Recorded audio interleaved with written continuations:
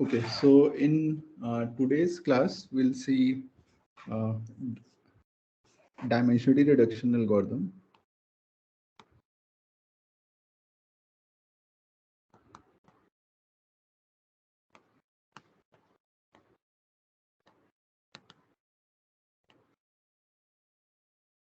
Okay, so in many machine learning based application, we need to work on data set, and essentially our data set could be real valued vectors in high dimension. So suppose so this is our, I'm denoting our data set as a matrix. Right? So suppose the matrix is X, which has say n points in d-dimensional space. Right. And basically, I'm representing these columns as points, one data point. So suppose this is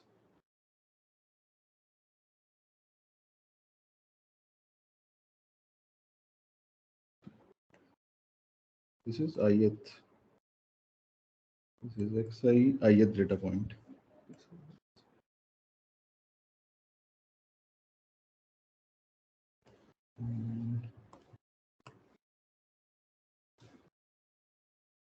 Okay.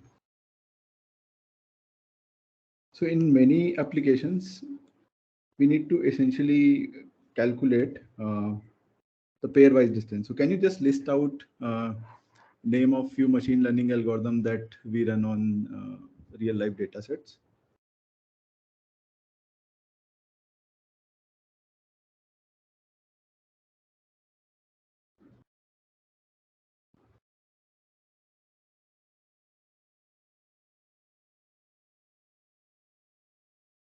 So maybe say clustering,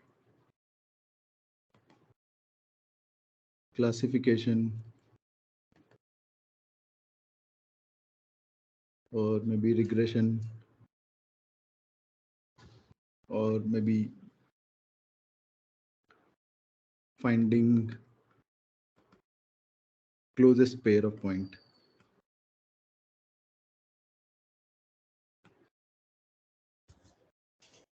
Okay, so all these, and there are many other algorithms as well. And all these applications essentially involves computing distance between a pair of points. So all these applications involve computing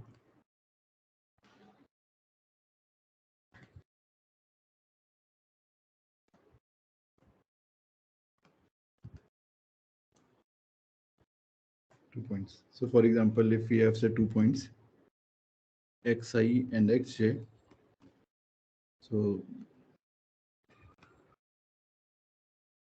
involve computing Euclidean distance.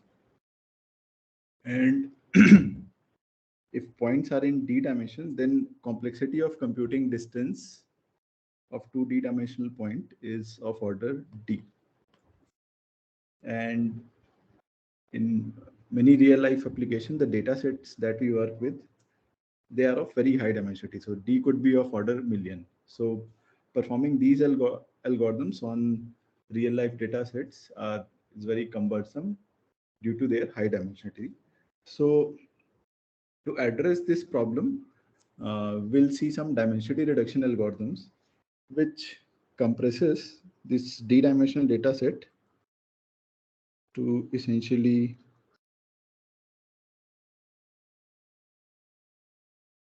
be d prime dimension data set. This is n. Suppose I'm denoting this data set as x prime, and where d prime is much smaller than d. And what is d prime, we'll see in today's class. And the guarantee is that if we take any pair of point, say any pair of points, say in the original data set, so maybe I'm taking say I, xi, and xj, So this is the xj point, and the same point I'm taking from here. This is x prime j, and this is x prime I. So the guarantee is that their pairwise distance in reduced dimension. So this is their pairwise distance in the reduced dimension version of the data is close to pairwise, their original pairwise distance,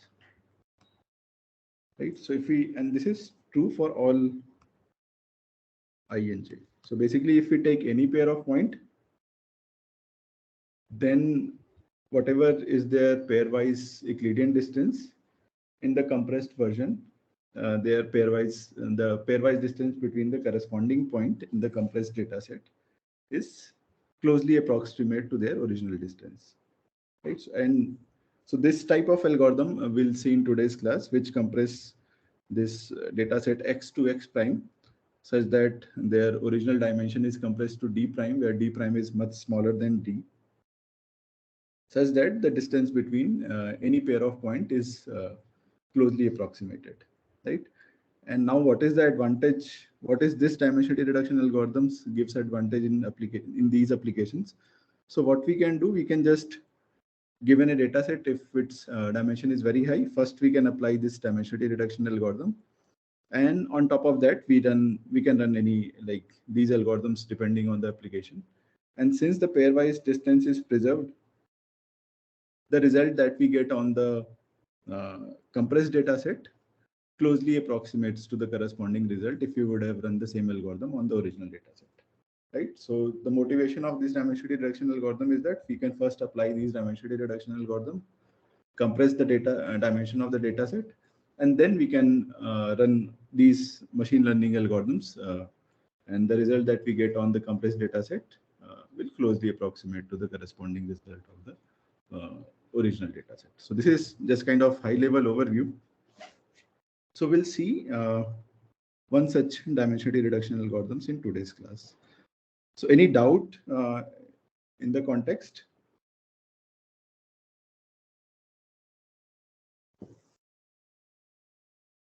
So the most popular, yeah. So I think one of the most classical dimensionality reduction algorithm is uh, Johnson-Lindell-Strauss lemma. So I'll just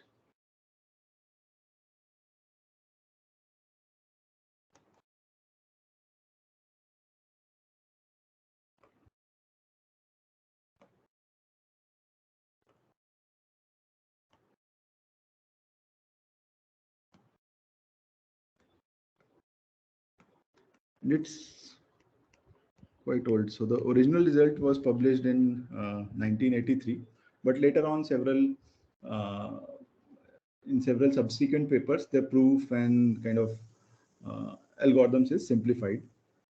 So I'll state the guarantee and then we'll see the algorithm. Algorithm is very simple. It's essentially matrix multiplication.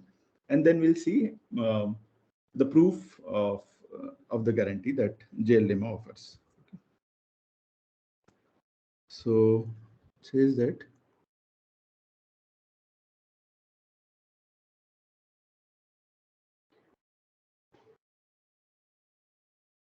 so suppose this is our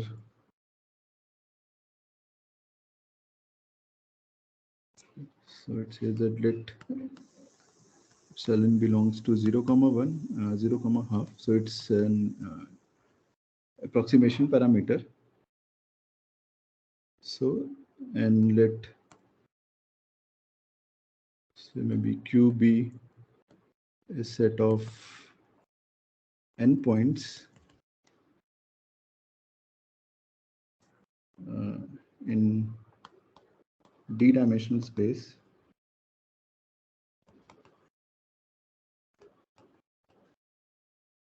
So n real valued point. And there's a parameter k, which is of order log n upon epsilon square, then there exists a mapping. So let me call that mapping F that maps points from d-dimensional vector to k-dimensional vector such that for all xi and xj belongs to Q for any pair of point uh, where I comma j from n.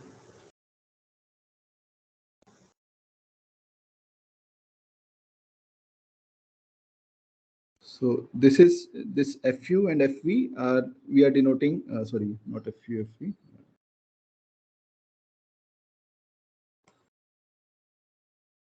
f of xi and f of xj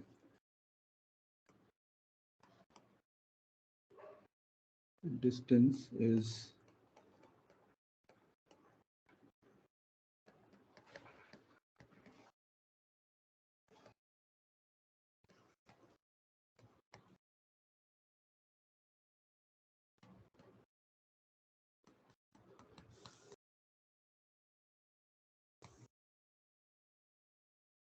so this is you can think of fi and fj, f of xi and f of xj.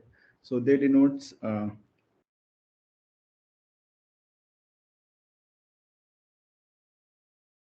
compressed vector for xi. So similarly, this f of xi denotes compressed vector of xi, compressed version of xi in k dimension, right?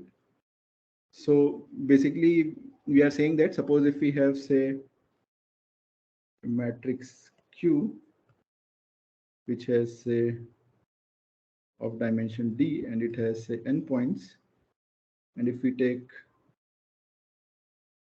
any 2 points say xi and xj, and suppose their compressed version is this,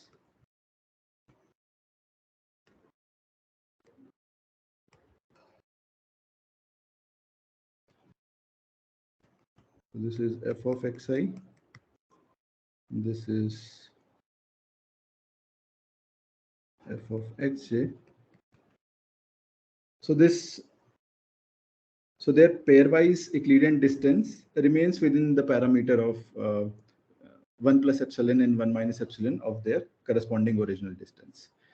And the main important point is that the reduced dimension k is of order log n upon epsilon square. So this is independent of the original dimension.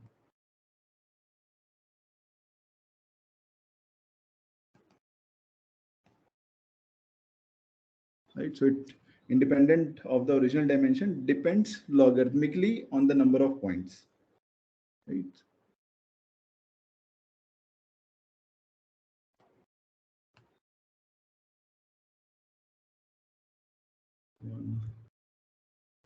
Number of points, right? And of course on the inverse polynomially on the this parameter epsilon, right? Sir, Uh, here, yeah, sir, one question. So uh, here, like I'm trying to relate it to tabular data. Uh, N being here would be our features, right? no, n is the number of points. Okay, number of points, and d is the dimension. Oh, okay, okay. So number of points remains the same. So this is original data set. This is original, and this you can think of compressed. Right? So what we are compressing is the dimension. So we are compressing from d dimension to k dimension, and the number of points remains the same. And the guarantee is that if we take any pair of point from the original data set, and then we pick the corresponding point in the compressed data set, So fi and f of xi and f of xj represents the compressed version of say xi and xj respectively. Then the guarantee is that if we calculate, so this here we are calculating the Euclidean distance between f of xi and f of xj. So this their Euclidean distance is remains within 1 plus minus epsilon with respect to their original. So this is original distance, and this is the distance which we are estimating. So it's remains within 1 plus minus 1 plus epsilon and 1 minus epsilon with respect to their original distance. Right. So suppose if your epsilon, if you choose epsilon as say uh, maybe say 1 by 10, so this is so your estimated distance remains within 9 over 10 and remains within factor of 9 over 10 and 11 over 10 with respect to their original distance. Right. So is the setting and the result statement is clear?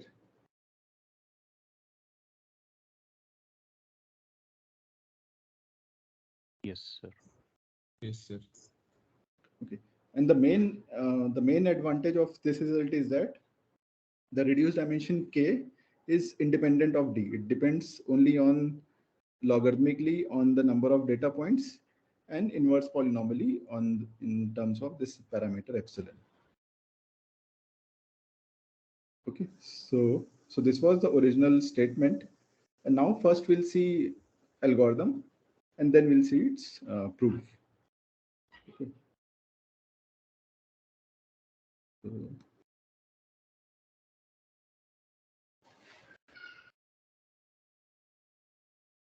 and essentially algorithm is very simple.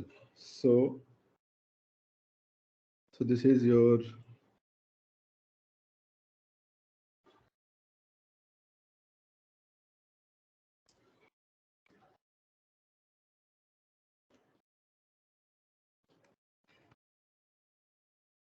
input,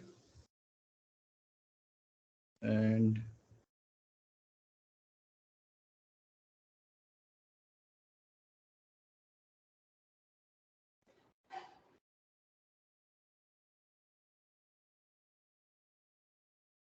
so what we do, we generate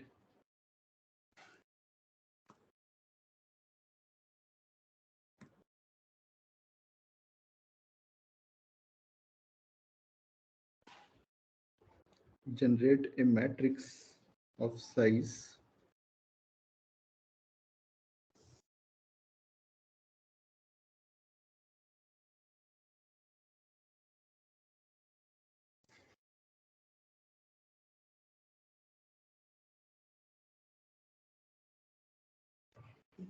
sorry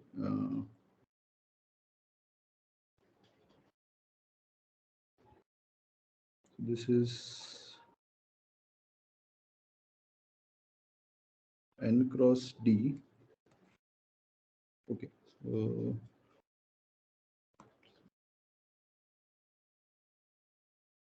we generate a matrix of size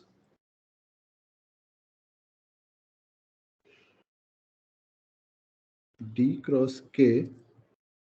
So this is k. So suppose this is our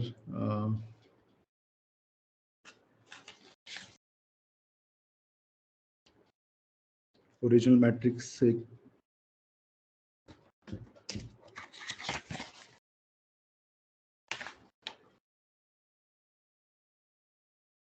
q, and this I'm generating a matrix R, and the resultant is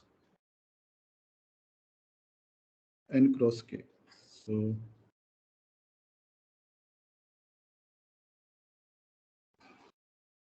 this is no, sorry, I think I messed up in the notation. N rows.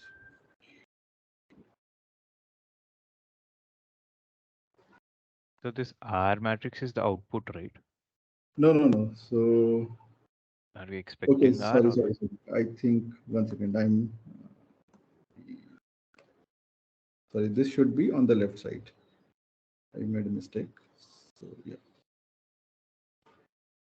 Okay. So this matrix is of size D cross N, D rows and N column, and each.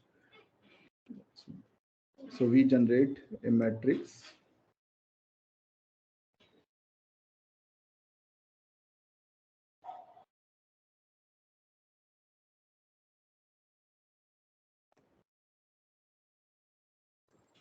of size K cross D.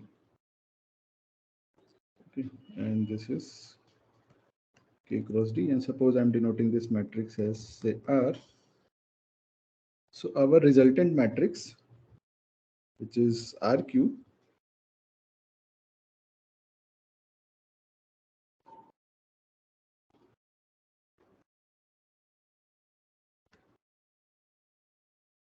this is of size K cross N, right? So these are the points. And here this is right. So our algorithm is essentially matrix multiplication algorithm. So this is our say input matrix uh, where we represent the point as a column of this matrix. So what we do, we generate a matrix R of size K cross D, where K is this log n upon epsilon square. Then the matrix, and then we multiply these two matrices.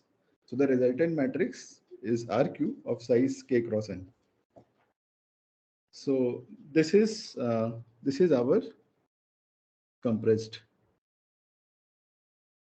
matrix, right? So this is our compressed data set. So and this data set basically satisfies these guarantees. So where f of xi you can think of these compressed point. So suppose this is say f of xi, and these are our original maybe xi's. Okay. So the main thing is how we are choosing, how we are generating this matrix R, right? So any doubt on this algorithm?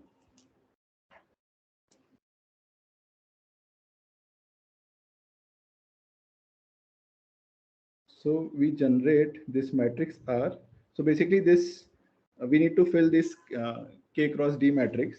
So each ijth entry of this matrix is sampled from I independently from normal distribution with mean 0 and unit variance. Right. So basically, um, our main aim is to generate this random matrix R, and that matrix R is generated by basically sampling entries from Gaussian with mean 0 and unit variance. Right. So we'll just call that function which outputs the normal basically output a number random number from normal distribution with mean 0 and unit variance. We call it K cross D times, and based on the entry that we get, we generate this random matrix, and essentially, and then we just multiply these two matrices. That's all.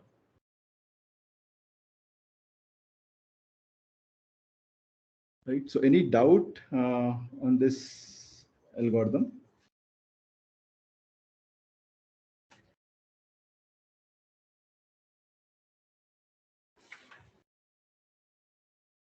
Sir, is there any assumption on the distribution of Q? No. So the main, this is the main kind of one of the important thing. Like there is no assumption on the distribution of Q. It's true for any real valued vector.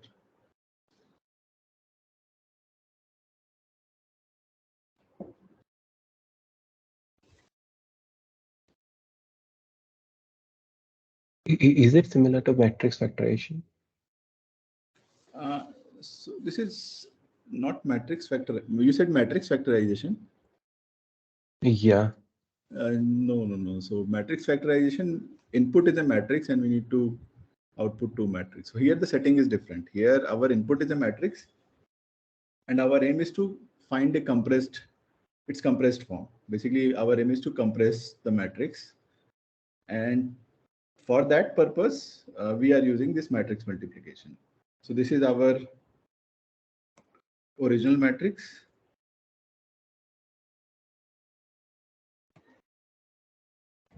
And this you can think of a random matrix.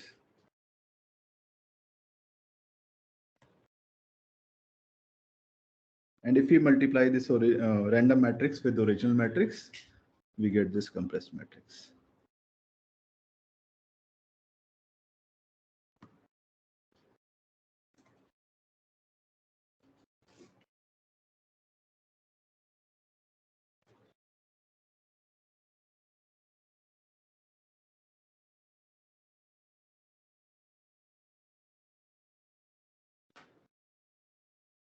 Okay.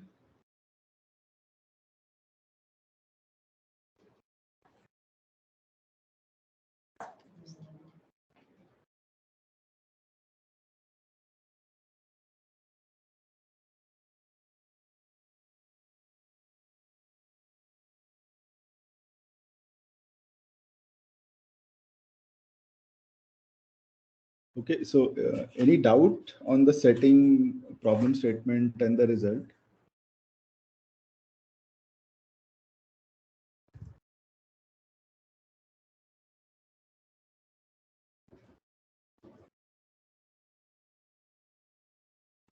Right. So algorithm is very simple. It's essentially generating a random matrix whose each entry is sampled from Gaussian distribution, and then we'll just multiply these two matrices. That's all.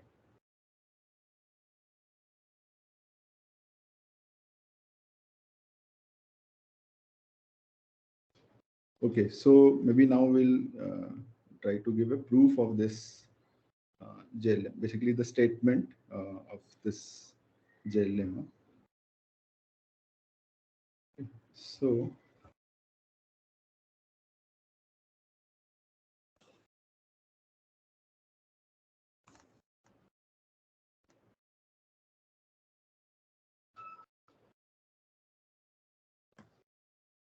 okay.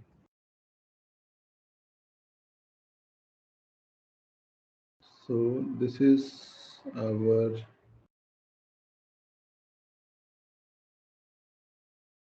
so I'm just writing the entries of our random matrix. So this is K cross D matrix.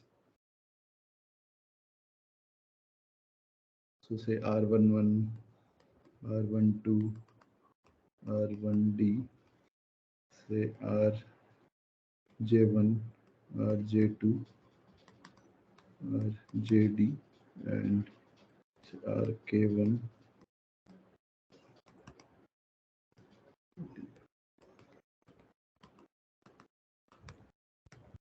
Okay, so this is our the random matrix, suppose that we generate. And for simplicity, we'll focus on basically only one point in the data set, and then we'll extend it to to the pairwise guarantee. So for simplicity, suppose we show that we focus on if in our data set, suppose we have only one point.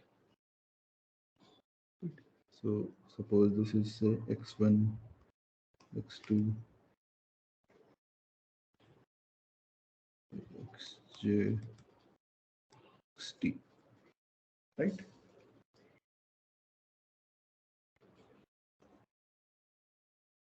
And after multiplying these two, we get Rx. And what are the entries of the Rx? Basically, we just multiply this row with this column, right? So what will be the entries first? What will be the first entry?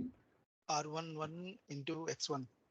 R11 x1 plus R12 Correct. x2 R1D xt. XD. So essentially, so this is what summation. If we write it in compact form, it will be Ri from 1 to D R1I xi, right? So this is I have just written in the summation form. Similarly, this entry will be what? Last one will be I from 1 to K, 1 to D. What will be this entry?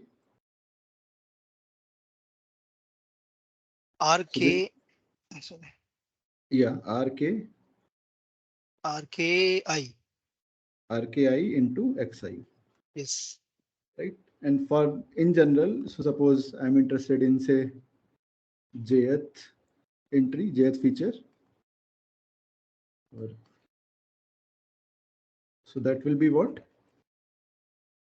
1 to D D, RJI into XI, XI. right? Right. So this is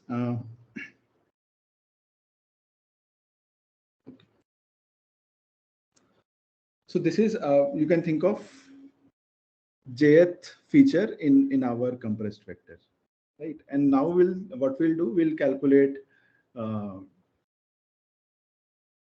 basically squared of this. So this is a random variable, and we'll calculate the square of expected value of the square of this random variable and see what do we get. Okay. So we'll calculate. So Rx is our compressed vector.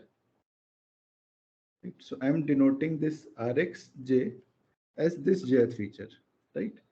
And I'm interested in calculating the expected value of square of this quantity, this random variable, right? So basically, whatever we get in the jth feature, we are interested in calculating the square of uh, expected value of the square of that random variable.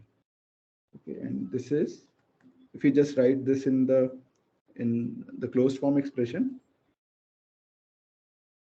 what do we get? Our ji psi I from 1 to t. Okay. Now we need to basically solve this further. So how to solve this expression? So this kind of calculation we have seen in last few classes. So can you just help me like calculating this expression?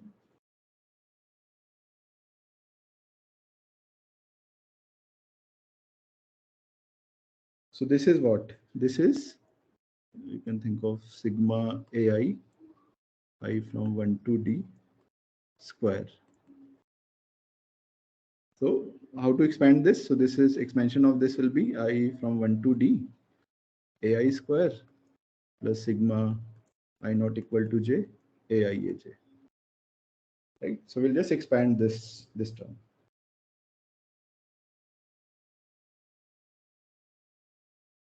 So what do we get? Sigma I from 1 to d r ji square xi square plus I not equal to, okay, here we have used this j, so I'll use this I prime. I not equal to I prime r rji rj I prime xi and xi prime, right? So are you with me until this point? So now we'll just Yes. do the linearity of expectation. So I from 1 to d, we'll take the expectation inside. So this is constant and this is a random variable. So we can take out the constant and we left with E of Rj I square plus, and here again we'll take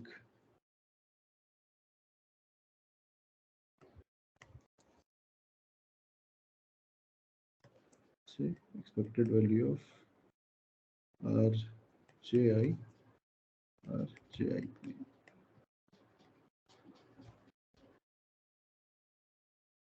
Okay. So by linearity of expectation.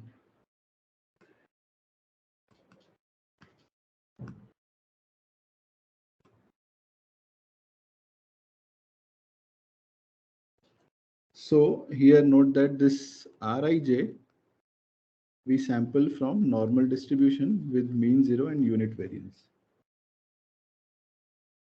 right? So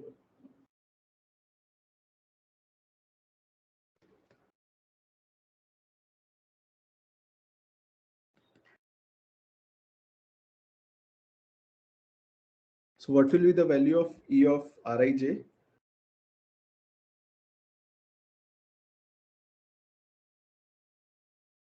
So in this step you have written just now, is it not like xi and xi prime? Yes, yes, xi prime. Thank you. Yes, that's fine. Okay. So what is the value of E of Rij? If Rij is sampled from normal distribution with mean 0 and unit variance? 0. 0, right? Because the expectation of our random variable is 0, right? And what is the value of E Rij square?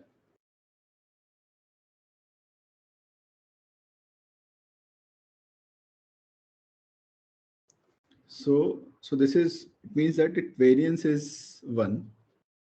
So what is the value of variance of Rij? It is E of Rij square minus E of Rij whole square, right? And this value is 0. And the variance is 1 by distribution. So E of Rij square is 1. So this is 1, right? So if we put this value over here, so this is 1. So we'll get sigma r from 1 to d xi square into 1.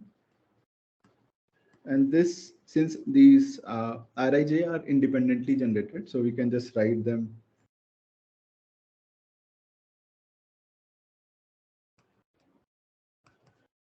E of Rij into E of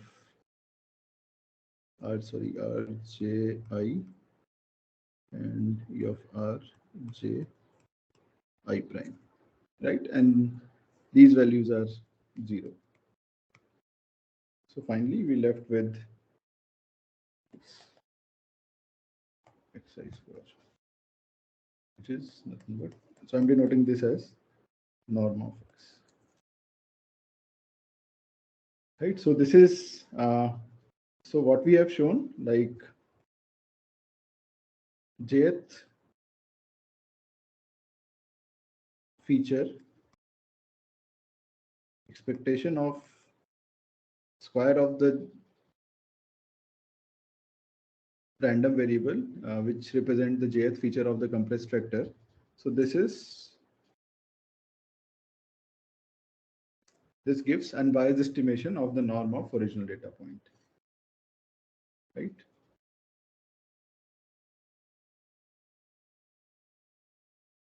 So is the interpretation of this expression clear? So basically, we are calculating the square of expected value of the jth feature. Then it gives the norm of the data point, right? So now let's try to calculate the norm of this vector Rx, right? Expected value of the norm of the vector. So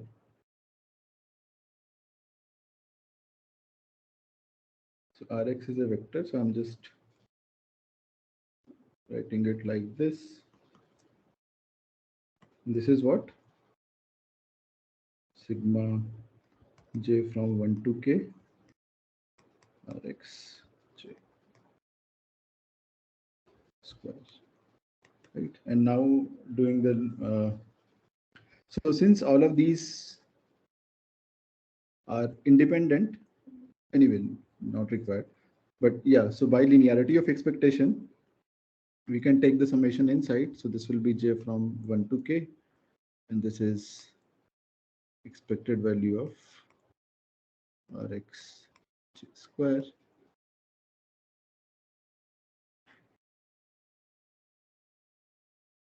So this is true for all j from 1 to k, right? So This is summation j from 1 to k, and here we get square. So this we get k into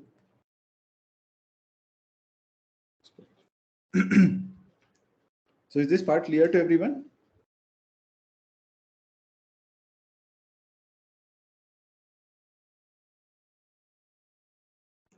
Right. So here in this step, we have shown that the square of the random variable representing jth feature of the compressed vector, its expected value is norm of the original data point. And here we have calculated norm of the compressed vector. So here we obtain k into norm of the original data point, right? So by just following the linearity of expectation. So suppose if instead of, so essentially what we are doing here, so this is our original point x, we are compressing it to a vector rx such that norm of rx is k times norm of x, right? Yes or no? Any doubt on this calculation? So I have just missed one point. Expectation of Rij is equal to 0, that I understand. Expectation of Rij square is equal to 1. Can you just explain? Okay, so here this random variable rij, its expected value is 0 and its variance is 1, right? So variance of rij is 1. So this is true by the way we are choosing this random variable rij. Okay, so now if we expand this variance formula, so it's E of Rij square minus E of Rij whole square, and this value is 0, right, by this.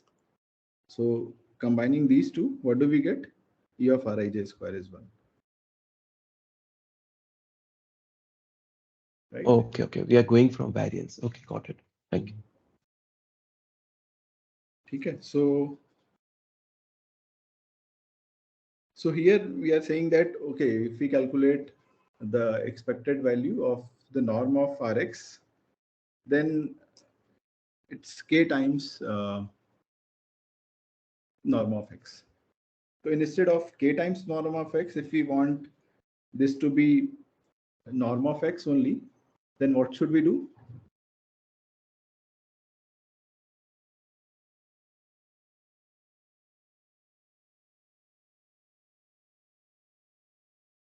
Divided by k.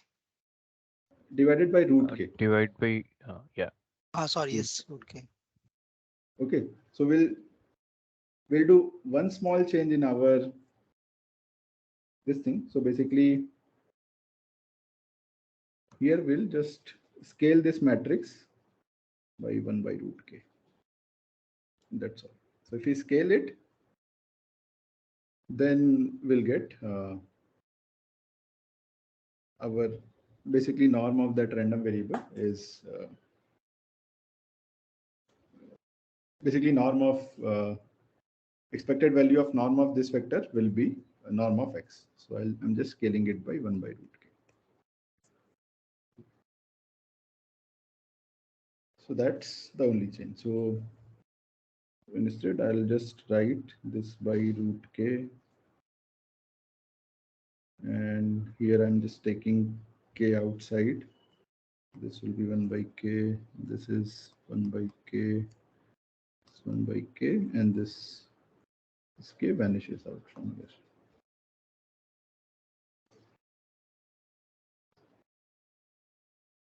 Okay, fairly simple. Okay, so from like the calculation that we have done so far, so here we can see that okay, our norm of our random vector is unbiased estimation of the and gives an unbiased estimate of the norm of original vector, right?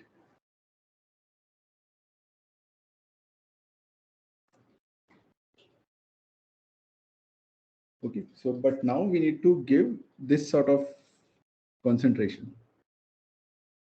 So it's not much away from 1 plus epsilon times the original.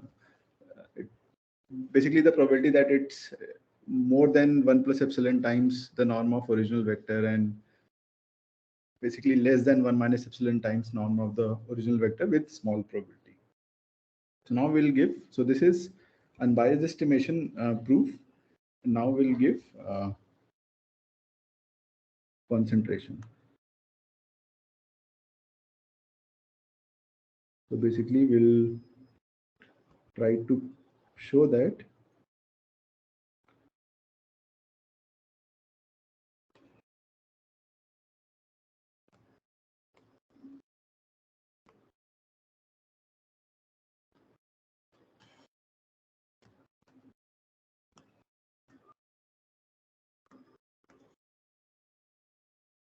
we'll just try to prove this, basically show that this probability is small, and also at the same time probability that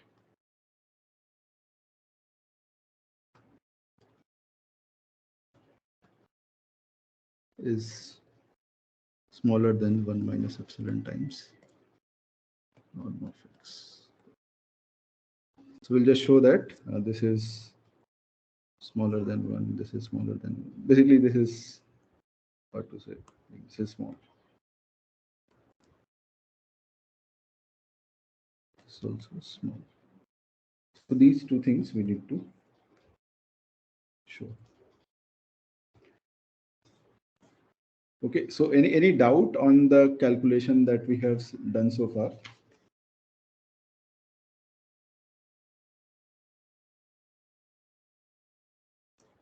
Okay. Okay, so first we'll try to prove the first part, and then we'll take a break of 10 minutes, and then we'll prove the second part and do some more thing. Okay, so we'll just try to prove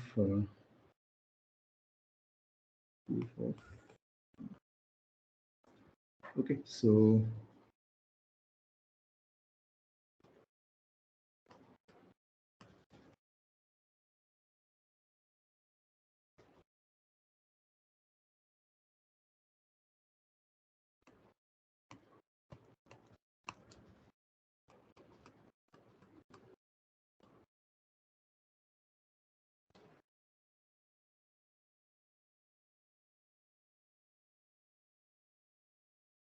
okay, so I'll just try to simplify this this left-hand side part.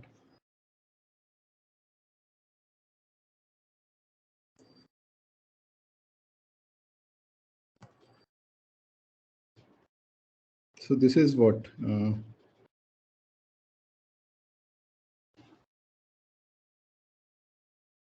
okay, and I'll just do some rearrangements. So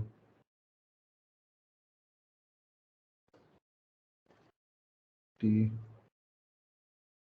Rx square.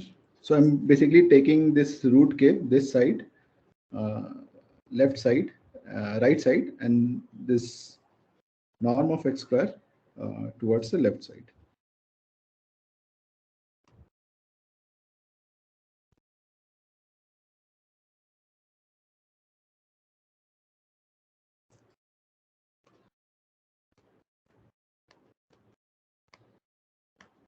Okay, so this just did some rearrangements. Okay, so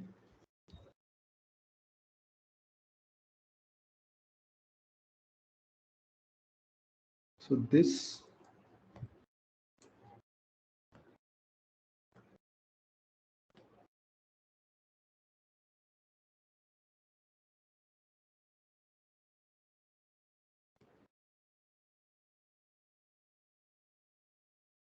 from 1 to k, writing this as r of x, and here I'm denoting it as ith feature by r of x square.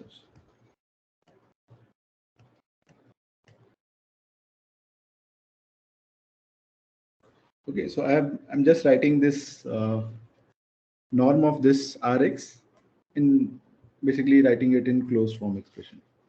Right, so this R of xi denotes the ith feature of this Rx. right? So any doubt on this this step?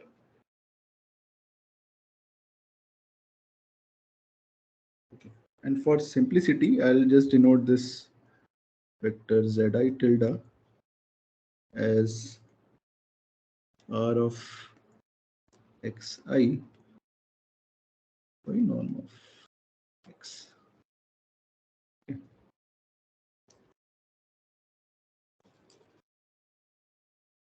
So this is probability sigma I from 1 to k zi tilde square greater than 1 plus 7 into k.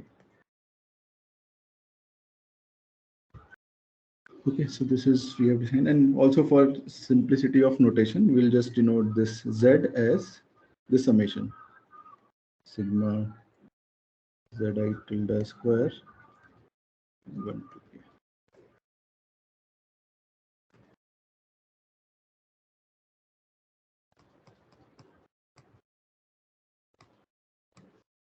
Okay, so far we have not done anything. We have just did some rearrangements, and for simplicity, we just uh, rename the variables.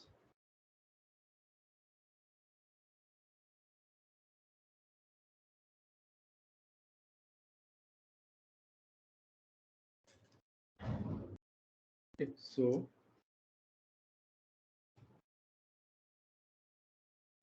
now we'll do one simple trick. Basically, raise these things as e raised to power lambda, e raised to power lambda plus epsilon to k. So this is true for all lambda greater than equal to 0.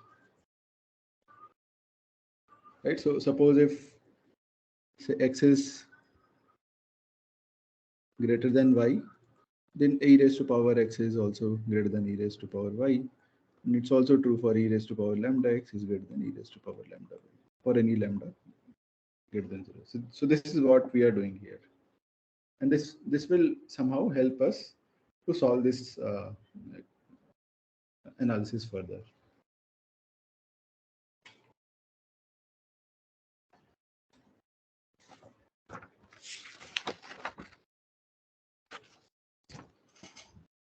Okay, so now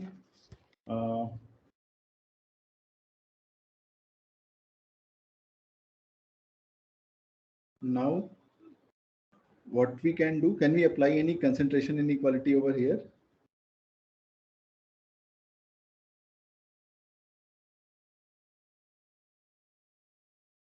So this is a random variable, and this random variable is non-negative, right? And this is a value. The right side is a constant, right? E to the power. Sorry? The right hand side is a constant, right? This side is constant. So this is a constant. This is a random variable because z we just renamed like rx, which involves randomness. So it's a random variable, and this is a constant. So And which probably concentration? Markov. Yes. Markov Right. So we'll apply Markov, which is probability of x greater than a is upper bounded by e of x by a. Right. So get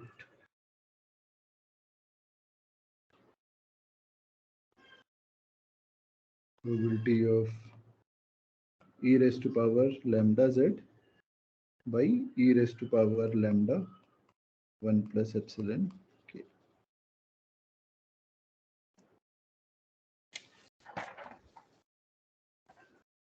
Okay, so we just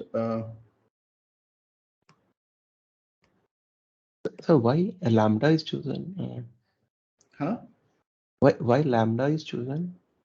So this is true for any lambda. So now we'll just after doing some calculation, we'll just carefully choose the value of lambda so that we get what we want. Right. So you can just think of lambda as a parameter, and whose value will decide later on. Okay, I see.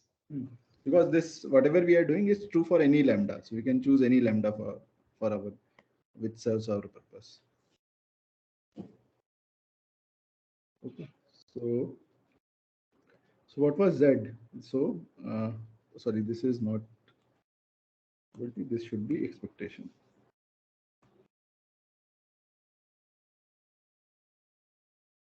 Okay, so this is e raised to power lambda, and this Z we denoted as sigma Zi square. Sigma Zi tilde square, I from 1 to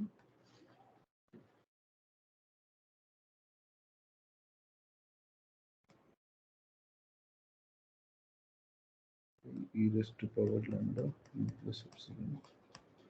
Okay.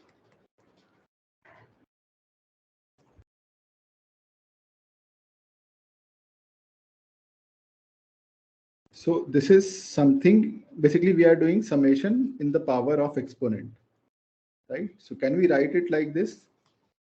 Product of I from 1 to k, e of e raised to power lambda Zi tilde square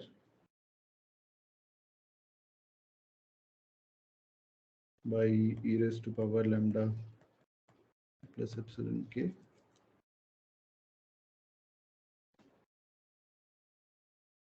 Right, so because this is in the power of exponent, so basically the sum, we are doing summation in the power of exponents, so we can do the same thing as a product of these terms, right? So their power will be add up in the exponent of e, right?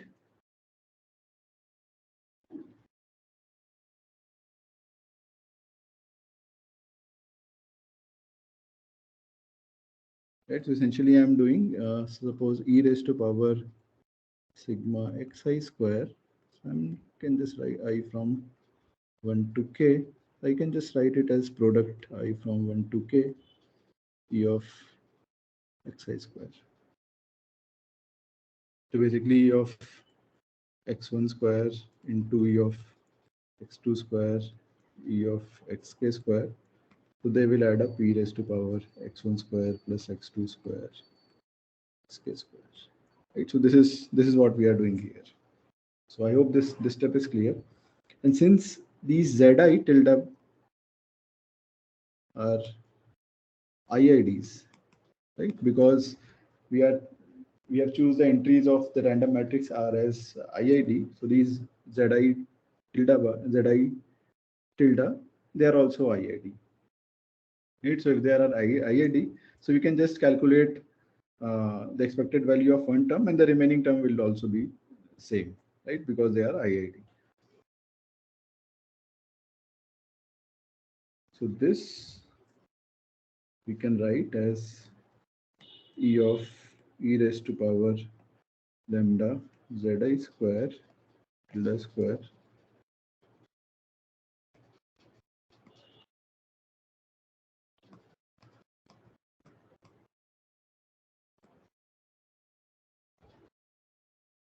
raised to power k.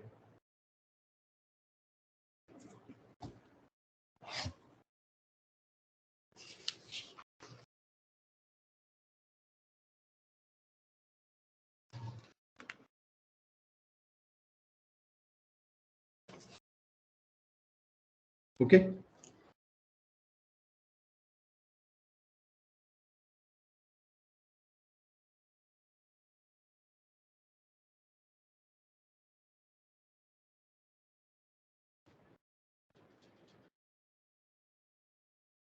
So it should be less than equal to, right? Not equal. Like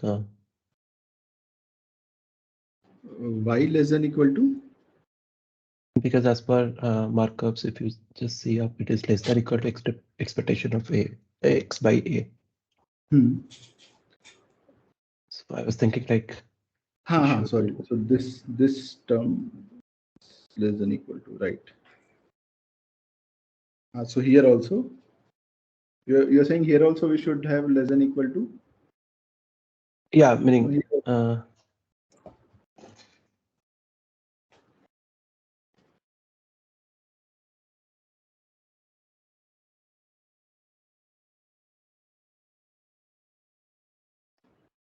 So here it should be equal. Like here, only this point we should have inequality because we are applying Markov.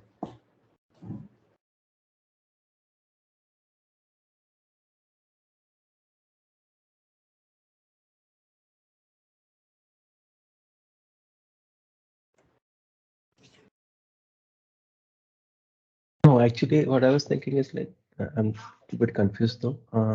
Mhm. Uh,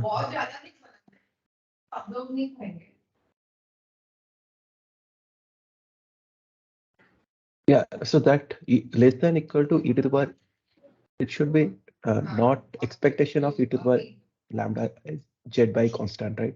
It should be Right. e So, e. so this is, I think, one second. Yeah, you are right. So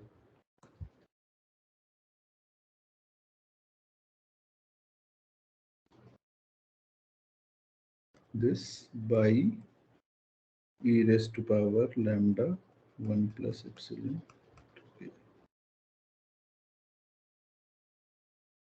Right.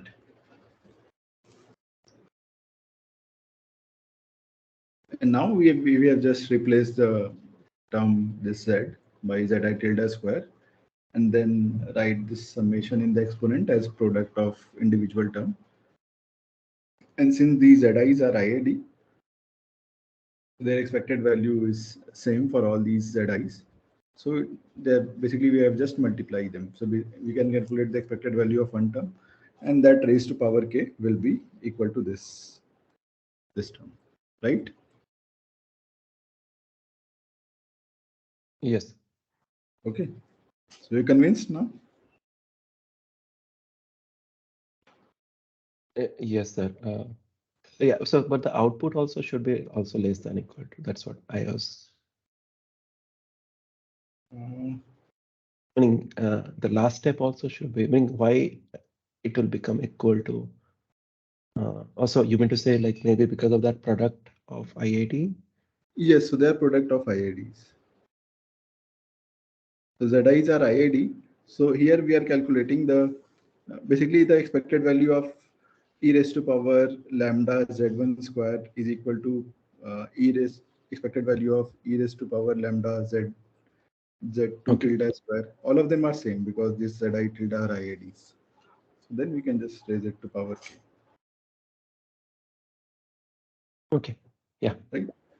yeah, So essentially like expected value of raised to power lambda z1 tilde square same as expected value of e raised to power lambda z2 tilde square, expected value of e raised to power lambda zk tilde square, right? As zi tilde are IID, right? So we all of their values same, so we can calculate it for any of them and raise it to power k. So this is what we are doing here.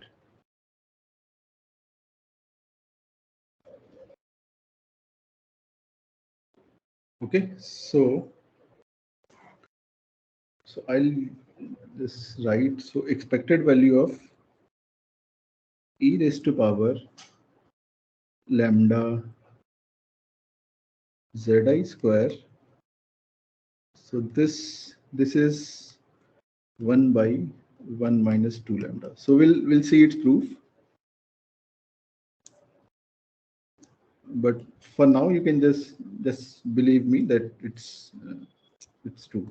And using this we'll complete the analysis, and then we'll see its proof. So we'll use this fact.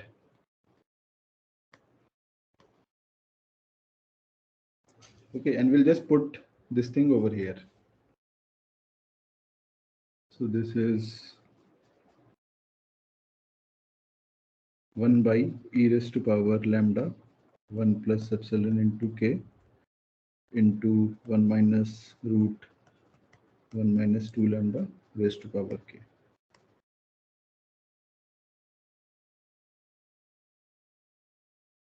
Okay. So now here we'll choose some particular value of lambda so that our further calculation simplifies. So here we choose lambda as epsilon upon 2 of 1 plus epsilon. So this is just to basically simplifies the things. Okay, so if we choose put lambda over here, what do we get?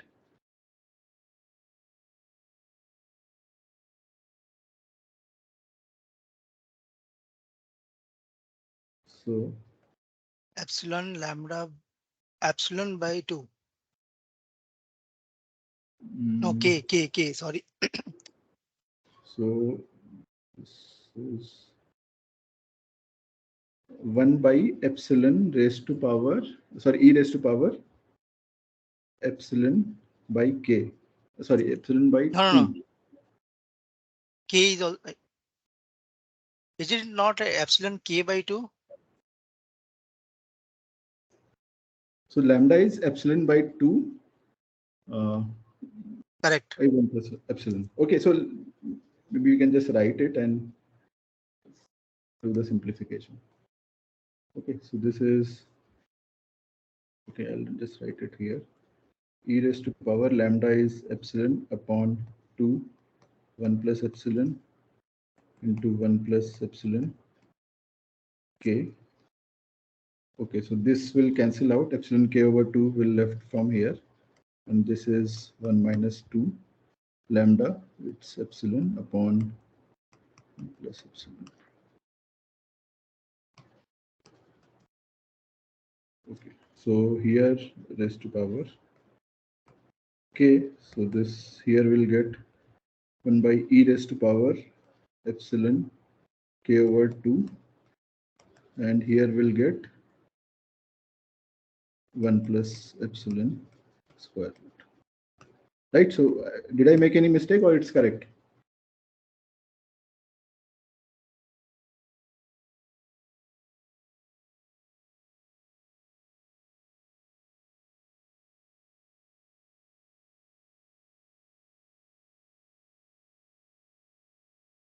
I think it's fine. Okay.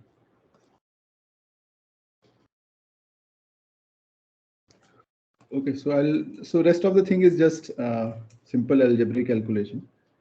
So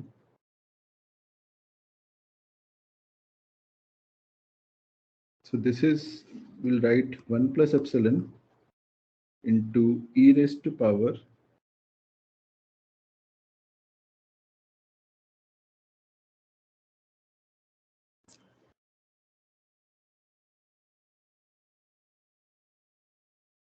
e raised to power minus epsilon k over 2. Okay.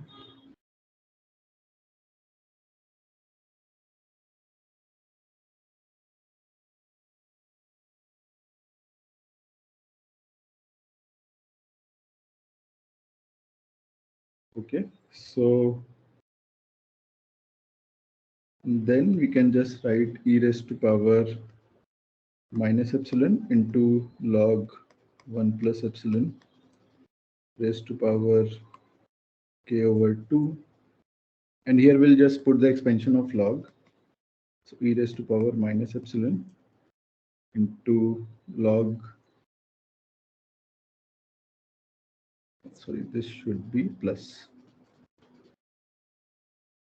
epsilon minus epsilon over epsilon square over 2 plus epsilon cube over 3. And this we can upper bound. Raised to power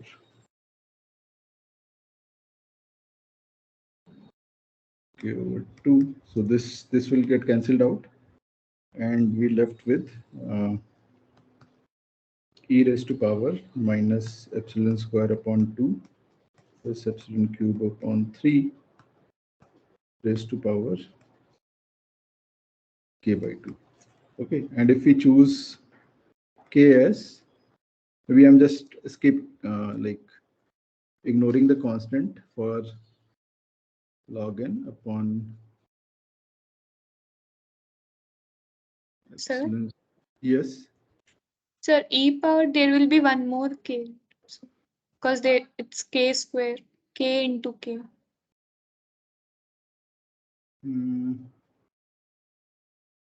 Okay.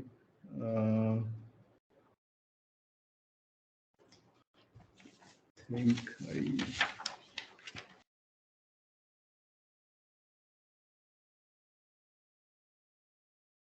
but this term we can anyway upper bound, na? Okay, sir. So it's upper bounded. Upper bound. Okay.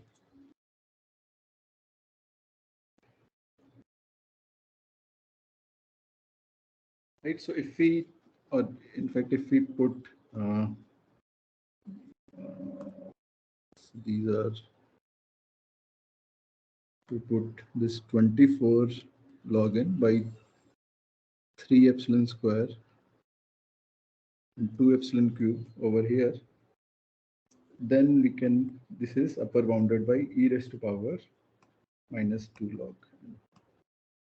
So basically, we just carefully choose a value of this so that we get some finally some nice number, and this is n raised to power minus 2. Basically, it's upper bounded by 1 by n square.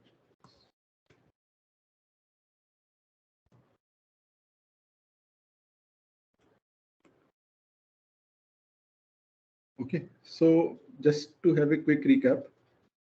So until here, I think you are okay. And here we use one fact that expected value of e raised to power lambda zi square is 1 by root of 1 minus 2 lambda. We put this value here and choose this value of lambda and basically perform some simplification in inequalities. And here we expand this thing in log 1 plus x series. And here we choose the value of k is like this. So finally we left with 1 by n square. So these things are mostly algebraic calculations. So what we have shown here is, okay, so from where we started, we show that, so we have shown that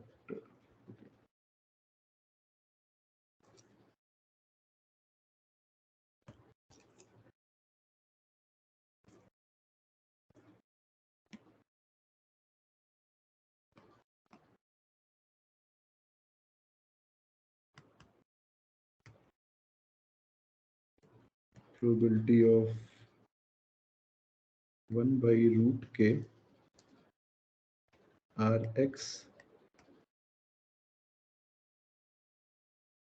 square is more than 1 plus epsilon times norm of x square is at most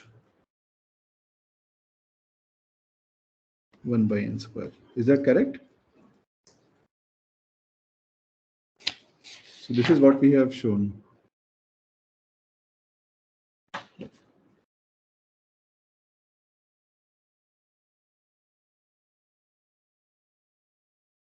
Okay, so any question? Yeah. A little bit of so here log of 1 plus epsilon we have assumed till epsilon cube by 3. Any specific reason? So rest of the things we can basically ignore or upper bound. So that's why we did upper bound here. So basically all the subsequent terms you can think of, they are order of epsilon cube, right? Because epsilon is from 0 to half.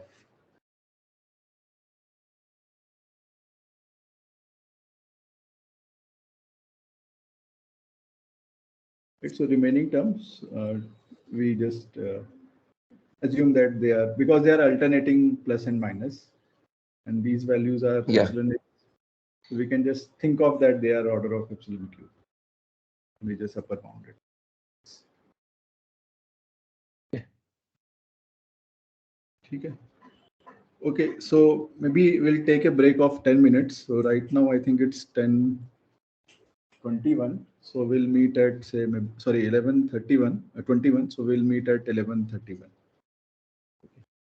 So meanwhile, just skim over the proof and we can take your question. Okay. Well.